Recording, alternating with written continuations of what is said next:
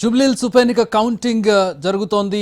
మొదటి రౌండ్ ప్రస్తుతం షేక్పేట్ డివిజన్కి సంబంధించినటువంటి బూత్ల కౌంటింగ్ జరుగుతోంది.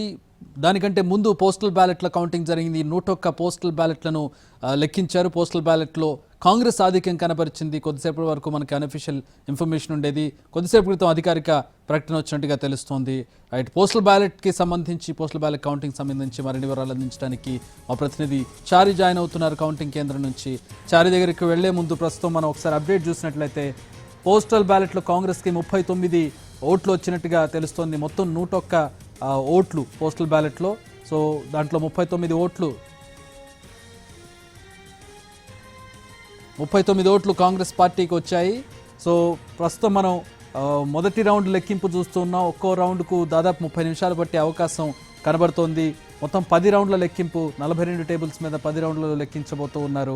జూబ్లీహిల్స్ పోస్టల్ బ్యాలెట్లో కాంగ్రెస్ ఆధిక్యం కనబరిచిన అఫీషియల్ అనౌన్స్మెంట్ మనం ఎన్టీవీ స్క్రీన్ మీద చూస్తూ ఉన్నాం. మొదటి రౌండ్ కౌంటింగ్ జరుగుతోంది. పోస్టల్ బ్యాలెట్కి సంబంధించినటువంటి అధికారిక ప్రకటన వచ్చింది. ఆ ప్రతినిధి చారి జాయిన్ అవుతూ ఉన్నారు. పోస్టల్ బ్యాలెట్లో కాంగ్రెస్ ఆధిక్యానికి సంబంధించి మరిన్ని వివరాలు తెలుసుకుందాం. చారి, పోస్టల్ బ్యాలెట్ కి సంబంధించినటువంటి విషయంలో మొదటి 101 ఓట్లలో కాంగ్రెస్ పార్టీకి స్వల్ప మెజార్టీ కనపడింది. మొత్తం 101 మంది ఈ పోస్టల్ బ్యాలెట్ ద్వారా ఓటు హక్కును వినియోగించుకున్నారు. దీంట్లో కాంగ్రెస్ పార్టీకి 39 ఓట్లు వచ్చాయి. అలాగే బీఆర్ఎస్ పార్టీకి 36, అలాగే బీజేపీకి 10 ఓట్లు వచ్చాయి. అయితే పోస్టల్ బ్యాలెట్ కి సంబంధించినటువంటి విషయంలో కొంత కాంగ్రెస్ పార్టీ 3-4 ఓట్ల మెజార్టీతో కాంగ్రెస్ పార్టీ ఉంది. అయితే ప్రస్తుతం ఈవీఎంలకు సంబంధించినటువంటి కౌంటింగ్ ప్రక్రియ కూడా మొదలైంది. షేక్పేటలో కాంగ్రెస్ పార్టీ కొంత ఆధిక్యంలో ఉన్నట్టు తెలుస్తుంది. కానీ అది అధికారికంగా ఇప్పటి వరకు సమాచారం అయితే రాలేదు. కానీ కాంగ్రెస్ పార్టీ లోపల పార్టీకి సంబంధించినటువంటి ఏజెంట్లు కావచ్చు, కౌంటింగ్ సంబంధించినటువంటి ఏజెంట్లు బయటకు వచ్చి చెప్పినటువంటి సమాచారంలో భాగంగా కాంగ్రెస్ పార్టీ కొంత లీడ్ లో ఉన్నటువంటి పరిస్థితి అయితే కనబడుతుంది. ఎందుకంటే షేక్పేట డివిజన్ కు సంబంధించి మొత్తం 42 పోలింగ్ బూత్లు ఉన్నాయి. ఆ 42 పోలింగ్ బూత్లకు సంబంధించినటువంటి ఒక్కొక్క పోలింగ్ బూత్ కు సంబంధించినటువంటి ఈవీఎంల ఓట్ల లెక్కింపు అనేది నిమిషాల్లో జరిగేటువంటి పని. అయితే ఈ 42 బూత్లకు సంబంధించినటువంటి వచ్చినటువంటి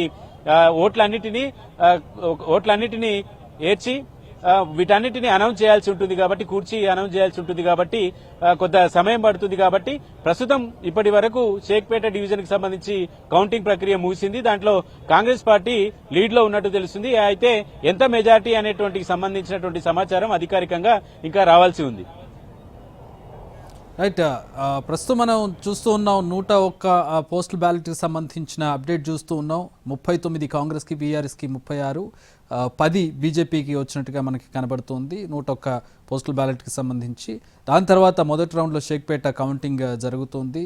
చారి, అంటే 30 నిమిషాల పాటు ఒక్కొక్క రౌండ్కి సమయం పట్టే అవకాశం కనబడుతుంది. సో షేక్పేట్కి సంబంధించి ఎప్పుడు అనౌన్స్మెంట్ వచ్చే అవకాశం, అంటే మొదటి రౌండ్ అనౌన్స్మెంట్ ఎప్పుడు వచ్చే అవకాశం ఉంది? మొత్తంగా ఒక ట్రెండ్ తెలియడానికి, ఒక క్లారిటీ రావడానికి ఎంత సమయం పట్టే అవకాశం ఉంది?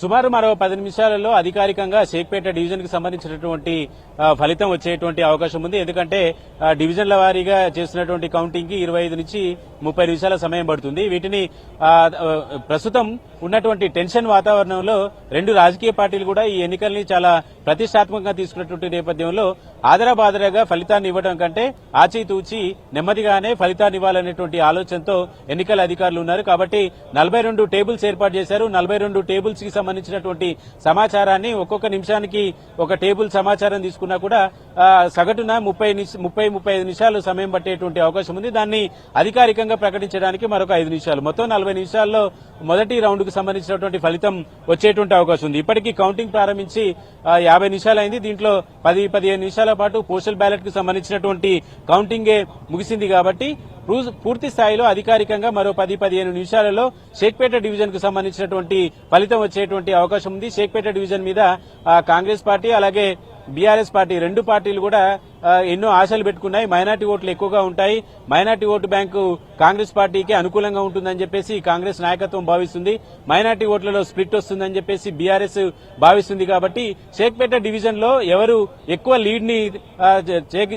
లీడ్ తీసుకుంటారు అనేది చూస్తే నెక్స్ట్ ట్రెండ్ ఎలా ఉంటుందో కూడా అంచనా వేసుకోవచ్చు. ఎందుకంటే షేక్పేటలో కాంగ్రెస్ పార్టీ కొంత లీడ్ తీసుకునేటువంటి అవకాశం ఉంది. ఇప్పుడు ప్రస్తుతం వచ్చినటువంటి సమాచారం ప్రకారం కూడా లీడ్ లో ఉన్నట్టు కనపడుతుంది. ఎర్రగడ్డకు వచ్చేసరికి ఎర్రగడ్డలో పూర్తి స్థాయిలో మైనార్టీ ఓట్లకు సంబంధించినటువంటి ఓటు బ్యాంక్ ఎక్కువగా ఉంటుంది కాబట్టి అక్కడ కూడా కాంగ్రెస్ పార్టీకి కొంత పాజిటివ్ ఎడ్జే ఉండేటువంటి అవకాశం ఉంది. కాబట్టి ఫస్ట్ 2 రౌండ్లలో ఫలితాలని అధికారికంగా వచ్చేటువంటి ఫలితాలని బట్టి చూస్తే పూర్తి స్థాయిలో ఫైనల్ రిజల్ట్ ఎలా ఉంటుంది అనేది కూడా అంచనా వేసుకోవచ్చు. కాంగ్రెస్ పార్టీకి కొంత ఇబ్బంది కలిగినటువంటి డివిజన్ ఏమైనా ఉందంటే అది బోరబండ వరకే ఉండేటువంటి అవకాశం ఉంటుంది. అక్కడ కూడా వన్ సైడ్ గా పోలింగ్ అయితే జరిగినట్టు కనపడలేదు. కాంగ్రెస్ పార్టీ కూడా అక్కడ ఓటుని షేర్ చేసుకుంది. అయితే ఈ 6 డివిజన్లకు సంబంధించినటువంటి లీడ్ ని బోరబండ ఎంత అది చేస్తుంది అనేది కూడా చూడాలి. కాబట్టి ప్రస్తుతానికైతే షేక్పేటకు సంబంధించినటువంటి అధికారిక సమాచారం మరి కాసేపట్లో రాబోతుంది.